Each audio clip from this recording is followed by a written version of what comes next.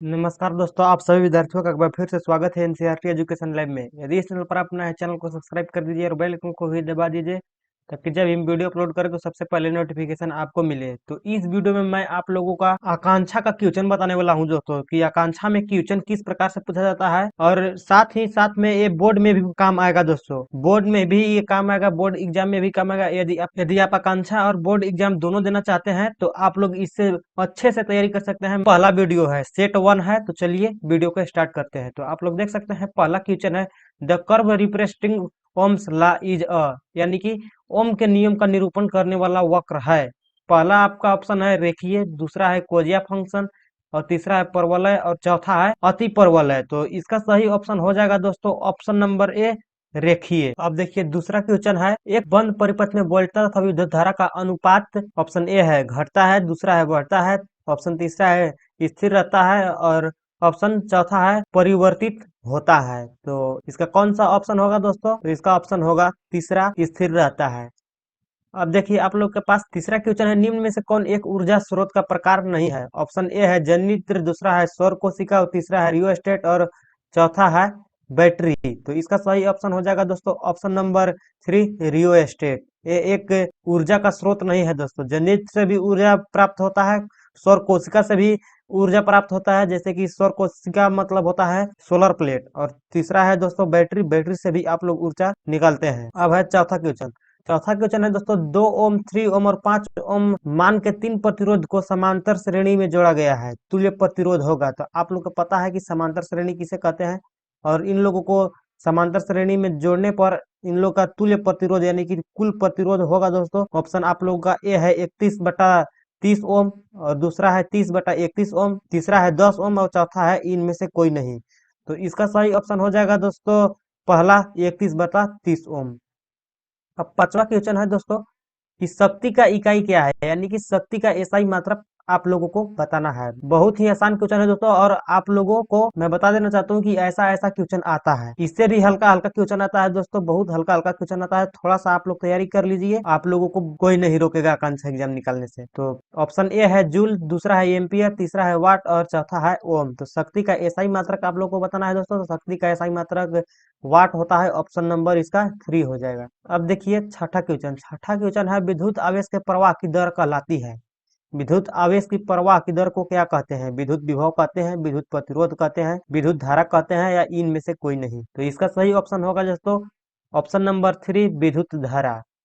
अब है आप लोग के सातवां क्वेश्चन, एक चालक तार का प्रतिरोध व्युत्क्रमानुपाती होता है, इसकी लंबाई का, अनुप्रस्थ छेद के क्षेत्रफल का, और तीसरा है तापकरण का, और चौथा है इनमें से कोई नहीं। तो इसका सही ऑप्शन आप लोगों को बताना है दोस्तों कि कौन सा होगा। तो इसका सही ऑप्शन होगा दूसरा, अनुप्रस्थ छेद के क्षेत्रफल का, यानी कि अनुप्रस्थ काट का क्षेत्रफल जो होता है दोस्तों वो प्रतिरोध के व्युत्क्रमानुपाती होता है। अब देखिए आठवां क्वेश्चन है, अवतल दर्पण में प्रतिबिंब का आकार निर्भर करता है, किस पर निर्भर करता है? वस्तु के साइज पर, वस्तु की स्थिति पर, वस्तु की आकार पर, और चौथा है वस्तु द्वारा घेरे गए क्षेत्रफल पर।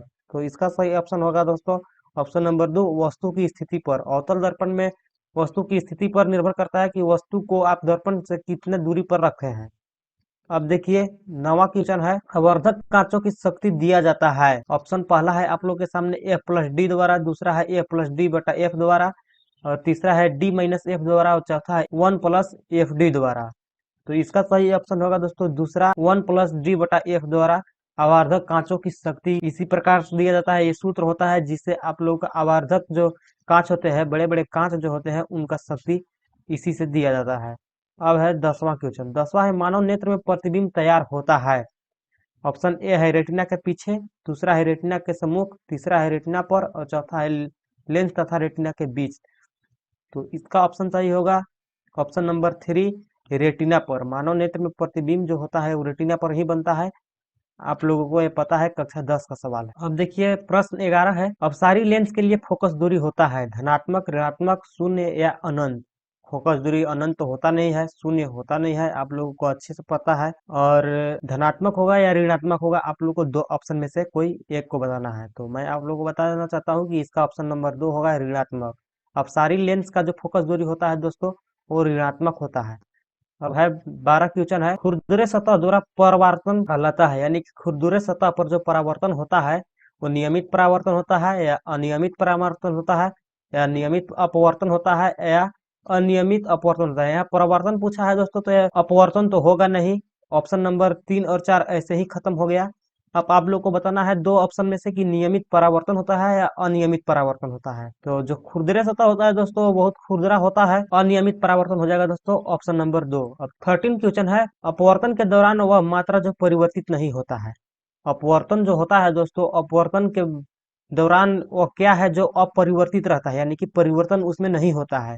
दिशा, चाल, आवृत्ति और तरंग दैर्घ्य। तो इसका सही ऑप्शन होगा दोस्तों आवृत्ति। अपवर्तन के दौरान आवृत्ति जो है वो आवृत्ति चेंज नहीं होता है। अब है 14 क्वेश्चन है दोस्तों, नेत्रिका की तुलना में यौगिक सूक्ष्मदर्शी में अभिदृश्यक लेंस में है ऋणात्मक फोकस दूरी, शून्य फोकस दूरी, छोटी फोकस दूरी या बड़ी फोकस दूरी। तो नेत्रिका की तुलना में यौगिक सूक्ष्मदर्शी जो होता है दोस्तों उसमें छोटी फोकस दूरी होता है। तो इसका सही ऑप्शन हो जाएगा ऑप्शन नंबर 3, छोटी फोकस दूरी। अब आप लोग के सामने है 15 क्वेश्चन। 15 में है समकोण प्रिज्म का एक कोण होता है, यानी कि समकोण प्रिज्म का कितने कोण होता है एक कोण। आप लोग को बताना है कि समकोण त्रिभुज में एक कोण कितने डिग्री का होता है। तो ऑप्शन ए है 30 डिग्री, 45 डिग्री, 60 डिग्री और 90 डिग्री।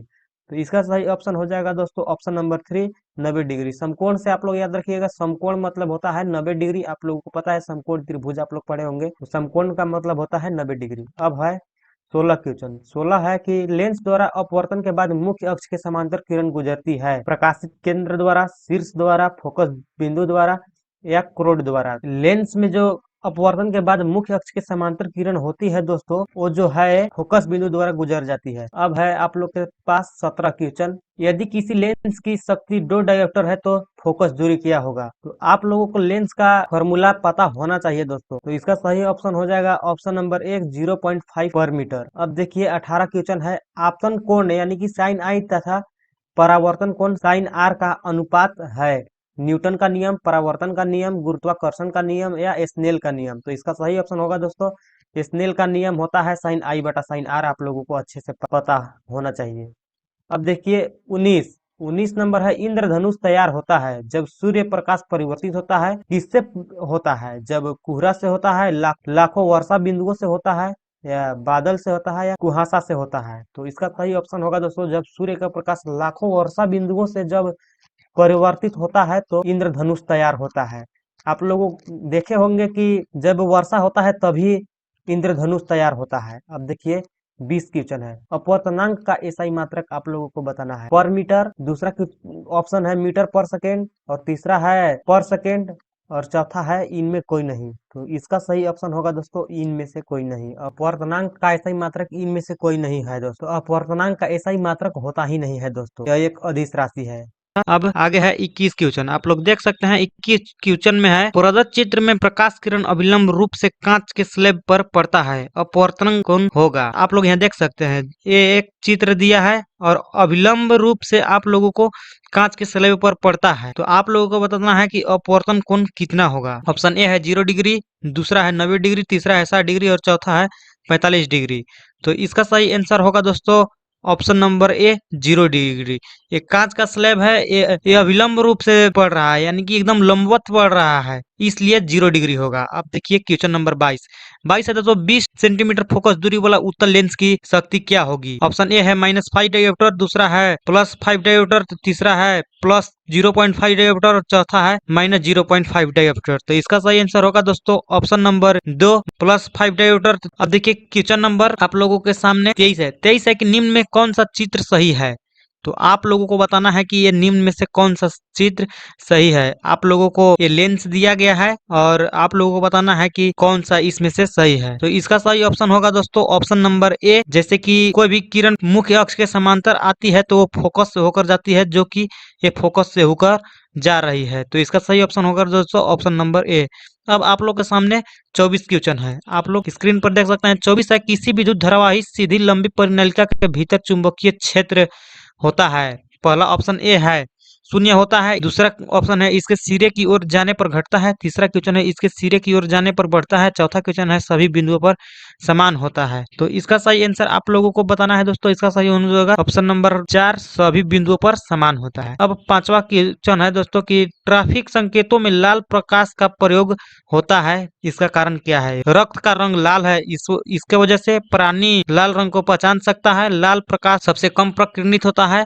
और चौथा है लाल खतरा का संकेत है। तो आप लोगों को बताना है कि ट्रैफिक आप लोग देखे होंगे, रोड पर ट्रैफिक जो होता है लाल प्रकाश का प्रयोग होता है ट्रैफिक संकेत के लिए। तो आप लोगों को बताना है कि वो किस कारण से होता है। तो इसका सही ऑप्शन हो जाएगा दोस्तों ऑप्शन नंबर 3, लाल प्रकाश सबसे कम प्रकीर्णित होता है।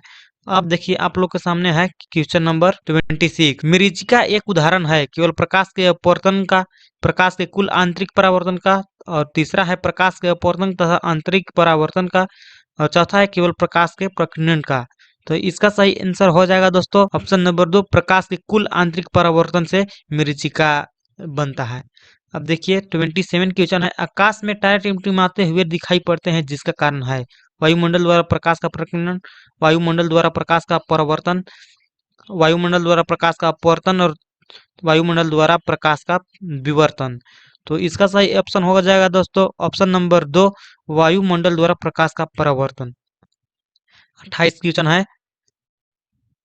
अवतल दर्पण बना प्रतिबिंब आभासी सीधा तथा वस्तु से बड़ा आकार का दिखाई पड़ता है, वस्तु कहाँ स्थित होना चाहिए? तो ये पूछ रहा है दोस्तों कि अवतल दर्पण पर किस स्थान पर वस्तु को रखेंगे कि वस्तु सीधा बने तथा वस्तु से बड़ा बने। तो इसका सही ऑप्शन आप लोगों को इसमें से बताना है। 4 ऑप्शन है, मुख्य फोकस तथा वक्रता त्रिज्या के बीच, और वक्रता त्रिज्या पर, वक्रता त्रिज्या के पीछे, ध्रुव दर्पण का ध्रुव तथा मुख्य फोकस के बीच।